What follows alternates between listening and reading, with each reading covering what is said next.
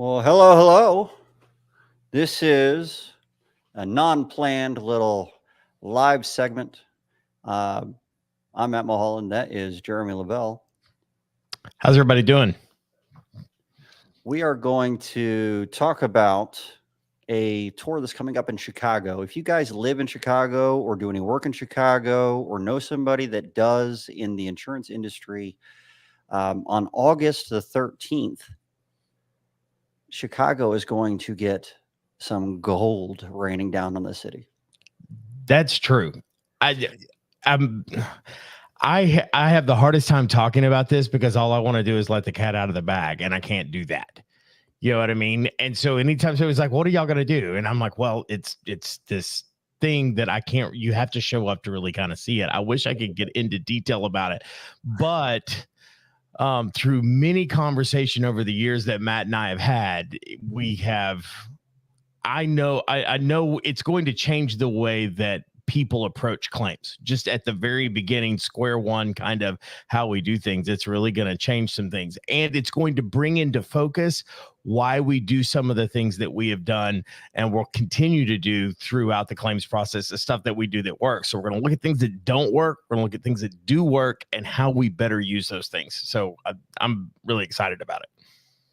Yeah. So, we got to let the cat out of the bag on a little bit of stuff. If you guys are in Chicago area, this is a tour that starts in Chicago. That's why we're talking about Chicago. August 13th is coming up very, very shortly. And Chicago is one of those towns that is extra hard for claims. And it's because the public adjusters are the contractors.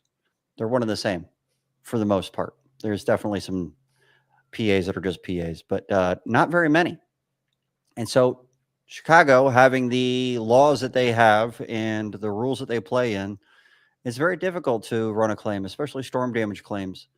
They want to deny just about everything and fight against it because they don't like dealing with the public adjusters. There are ways to work in a town like Chicago, though.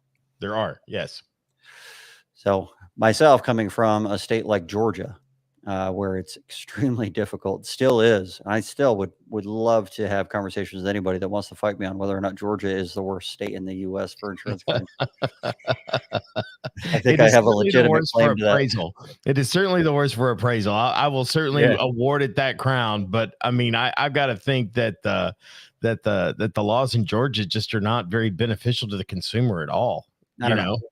And it goes along the same lines as the appraisal issues that they have out there. So if it's going to go to appraisal, there's case law that says that you can't if there's a difference of scope. They don't say what they mean by scope so much. So they could be talking about mouthwash for all we know. But when they say the difference of scope, companies like State Farm will say, well, if there's one line item difference between your estimate and ours, that's a difference of scope. That's not appraisable. That's the kind of crap that happens there. Right. Now, Chicago has that from State Farm because State Farm's trying that in every state, regardless of whether they have that case law anyway. But they have different issues. But there are ways to work around these things. And the whole Control the Bullshit tour is designed around controlling that and overcoming it, potentially avoiding it completely so that you can just have a smooth, fast, and reliable claim. So much of our strategy in the past has been very reactionary, for lack of a better explanation. Not totally, but this really kind of turns this thing back to where we're playing offense, where we're asserting something at the beginning. We're asserting a preponderance of the evidence at the beginning rather than simply hoping they discover the same things that we discovered during our initial inspection or our initial assessment. Basically, we are walking in with that strategy sort of in hand on the upfront and how to put that together and how to, and I hate to use the word sell it, but present it is probably really what I want to state. And you really got to be, and that's why I think contractors are so important in this process, because you have to have an expert on hand that's ready to execute it. You know what I'm saying? And it's one thing to talk about things in theory. And that's why I think the contractor is so important in the claims process, is he's the expert that's going to be executing all of these strategies that all of these multiple adjusters have stood around and congratulated themselves on coming up with the best possible solution and estimate through an estimating platform that hasn't ever swung a hammer in their life. You know what I mean? And so I like using the contractor as that expert, that on-site expert that's involved. Basically, he's usually the first responder, and he's the last guy that puts the check in the bank at the end of everything. So I like to ask contractors this question. Are you an expert? And oftentimes they look at me like, no, I'm not an expert. What are you talking about? Of course you are. Or do you have more than the average amount of knowledge about roofing? Then you're technically an expert. Are you the guy that has been called out to identify whether or not this roof is damaged so that there might be an insurance claim? If the answer is yes, then you're the expert. So sure. what do experts do, Jeremy? Well, they provide insight and direction on how to execute a particular thing in a way that is free from error. You know what I mean? So you get the benefit of their knowledge so that we don't have to go through the scientific method of trial and error. That's what an expert does for you. And you know that these errors, these trials, these mistakes, all of them cost money. To think to do something one way, especially when you're talking about an insurance claim, and it be the wrong way to go about it. I mean, I'm the guy that tried to put together, the shelving unit without reading the instructions, and you realize you end up taking that thing apart more times than you ever, ever But you planned feel on. better about it in the end sometimes, though, right? Yeah, well, I told you I could do it. Well, it I didn't knew, really. I knew I could figure it I out. knew I could figure it out, or at least I found a place for all these parts to go, and we look at those things rather than draw from the well of experience that's sitting right there in front of us. And sometimes it's an instruction booklet, and sometimes it's a contract, especially when you get into some of these things that are rather complicated. And the one thing that I learned that every house has in common, every single house has this in common with the other one, is that there is something different about that house that you have never seen on any other house, and it is special to that one house. And that's what I would say is consistent about doing all of these different restoration projects, is that all of them are going to bring their own nuance, their own wrinkle, their own fold. And to have the arrogance or the hubris to say, oh no, I've got it all figured out in my handy dandy little Xactimate program that is going to completely and totally address everything that you might run into. You know what I mean? That's just hubris. You know what I'm saying? That's ridiculous. It's a ridiculous thought, so. I find it funny when I ask that question to contractors sometimes, what does an expert do? They honestly don't know the answer to that. And so then I go a little bit further. If the carrier hires an expert, what does that person do? And they'll say that they investigate and potentially make an opinion statement. Well, how do they do that? Do they make a photo report and just send in a photo report? No. Why do contractors do that? I have no idea. I don't either. I have no idea. Like you're going to be able to look at those photos and know what the heck you took a photo of. You know what you took a photo of. They don't. There's more to it than that. There's a whole report. There is documentation, description. There's so much that goes into writing a proper expert report that if you actually did that, if you took the time to do that, 80% of the problems that you deal with in claims disappear. Well, I agree. I used to say all the time and still say, I said the number one reason claims go unpaid or underpaid is due to lack of documentation. And people think a documentation is just a picture of something, but documentation is so much bigger than that. I am talking exponentially larger than anything like that than you can imagine. And documentation is not only done once, it's done throughout the lifespan of the claim. You are going to continue to document as things go on, as you complete the project, as things get done, because you discover other things. You know what I mean? As the project goes on, some of those things need to be brought up. Other things we kind of saw them coming. It just doesn't, you really don't know. And one of the things that the expert can do is pivot in those situations. You know what I mean? This isn't what we thought it was going to be. It's actually going to turn out to be this. So now what do we do? How do we get through this particular situation? So just to give a little bit of a taste for all those that are out there, I want you to understand something very important. When the insurance company goes out to investigate, they are only required to investigate what's claimed. Correct. So if you aren't claiming it, then they don't have to investigate it. So what does that mean? Should we just let them go out and figure it out on their own? Or there's no point in us doing anything or showing them anything. We don't want to murk up the roof because it hurts people's feelings. Should we do it that way? Should we avoid recording things because we are worried about whether or not someone is going to be mean to us?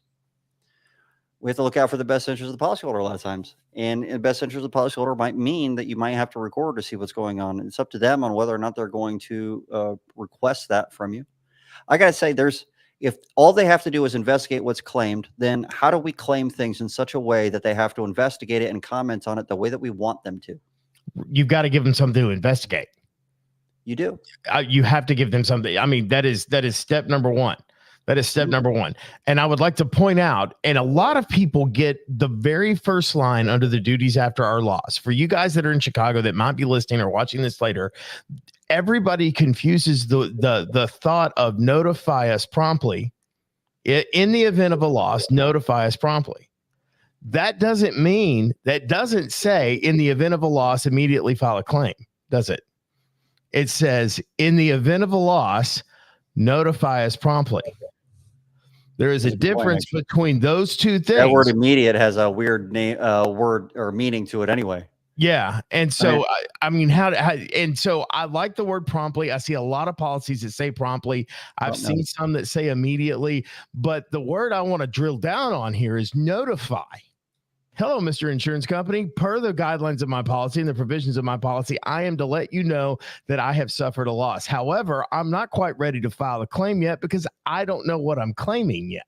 But you have been notified. You might want to send them an email. You might want to call and let your agent know. But filing a claim and notifying the carrier of a loss are not the same thing. Once we do file that claim and you're sent out and you know that there's damage and you're writing these reports, there's so much that can be put into those that will help the claim move forward in the proper way. If all they have to investigate is what's claimed, then you have to claim the right things in that report. The funny thing is, experts that are hired by the carriers, they often aren't given much information about the policy.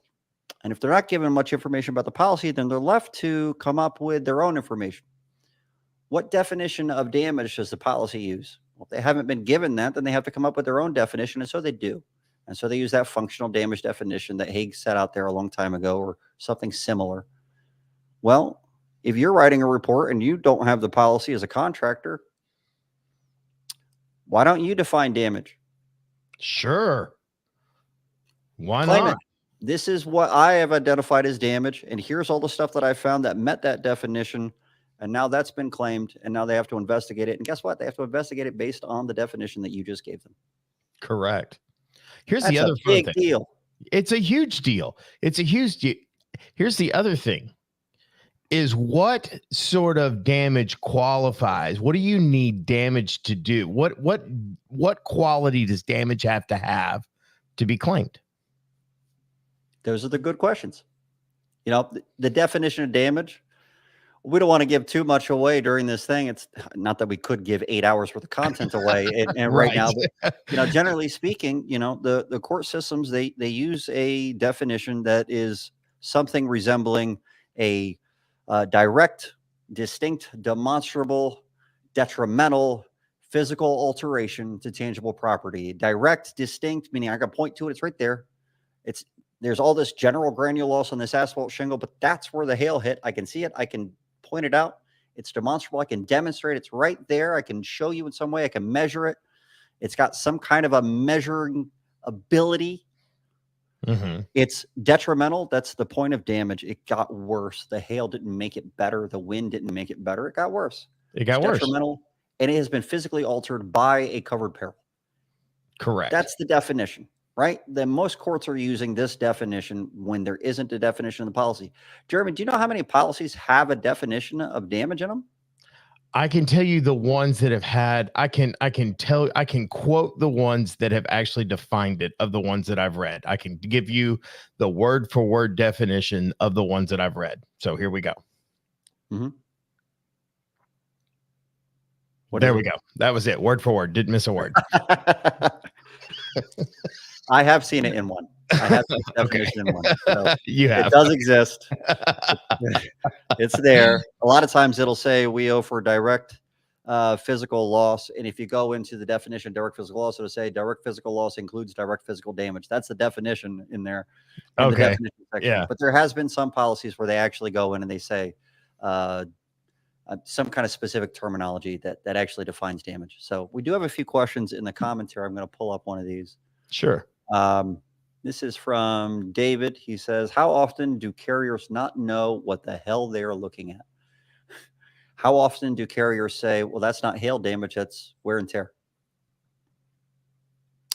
How often do they say that's not wind damage, that's improper installation? Do they know what they're looking at?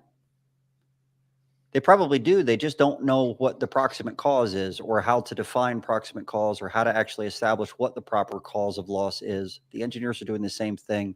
We're going to go through all that stuff in this class on exactly what those differences are and how you can push them to the correct proximate cause. Or even if you need to, you don't have to every time, because the policy might actually be in your favor, so you don't have to fight against it. Yeah, Sure. this roof is old as hell. Yeah, This right. house is disgusting. Whatever, it doesn't matter. It resulted in hail or wind damage. Precisely. Precisely. Yeah. Precisely. That's, I mean, and that's the secret by which this is handled. So here's the thing. One of the things that I wanted to point out is you can claim whatever you want to claim. And here's the real fun part of it is generally in most policies, if you claim something, they can't just say that's not covered. They actually have to cite it in the policy where it is not covered or particularly or individually excluded or otherwise. They can't just go, oh, that's not hail damage. I don't really care what you think it is. I'm claiming it. This is part of my claim. Oh, that's just where the tree limb brushed up. I don't care. I don't care what you think of it, what you think it is. I don't care what your opinion is. You are going to have to prove to me that you can't just disqualify it with your opinion standing here on this roof. It requires more than that. But so often we are indoctrinated to not argue with them or whatever their opinion or thought is. We're indoctrinated that we can't argue with them because it's the violation of unlawful public adjusting. The unlawful practice of public adjusting if you argue with them over what damage actually is. And I think we're gonna dispel some of those myths, give you some things that allow you to ask the questions that you need to ask and provide the expert opinion that you so rightly deserve to provide. You know, and just because some guy's working for an insurance carrier certainly does not make him an expert. But the guy that's actually swinging the hammer and putting roofs on every week might want to have a conversation with him. You know what I mean? As what it takes. I agree. So we're coming to Chicago. That's our first stop on the tour on August 13th. Yes. If and you I'm guys looking forward to it. have or are in Chicago or working in that area or know somebody that does, please forward them this video. In the commentary is the link to more information on this and where you can purchase your tickets. It's in the commentary. There will be a event posted on Facebook very soon as well, but you don't have to wait for that event. It's not a Facebook event. It's going to be in person in Chicago. You know, it's the first time that we've done this tour ever. And honestly, it's probably the most impactful tour that you could go to. So Chi-Town on August 13th. And then after that, August 27th, Dallas, Texas, your backyard. Yeah, coming to my backyard. Then we're going to go play in your brand new backyard, aren't we? Right there in Nashville, right after that. So right after that, Nashville. Yeah. So it's in Nashville, guys. Yeah, we're looking forward to all the stops. So here's the thing. Yeah. I want to let you know over the next 7 days, as far as the Chicago stop goes, this is where the tickets are available to sell. For the next 7 days, there is an early bird discount. So you have to buy the tickets in the next 7 days to get the early bird discount. I wouldn't wait 7 days because there's only so many tickets that will let go at early bird. Guys, the last event that I did sold out in a day and a half. No joke. So I'm not kidding. So you don't wait. Right? Take advantage of the early bird special. This is going to be it's going to be a packed house. Chicago is always a packed house. It's why I love coming to Chicago. They're like my people. Yeah.